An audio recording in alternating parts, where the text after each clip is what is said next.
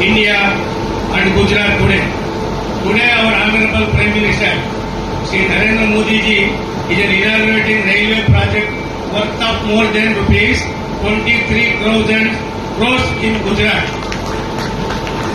Under the visionary leadership of Prime Minister Shri Narendra Modi ji, in the last 11 years, there has been completed transformation in all sectors of India, especially in railway sector, with improvement infrastructure, new line, Vande Bharat line, station station development, electrification, modern technology like Kavach, dedicated freight corridor and high-speed train.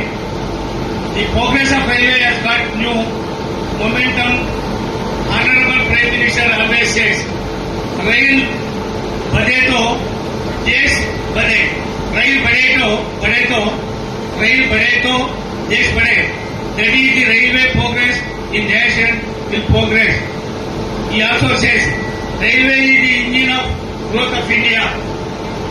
After 75 years of independence, Modi ji has given us the goal of Viksit Bharat at 2047,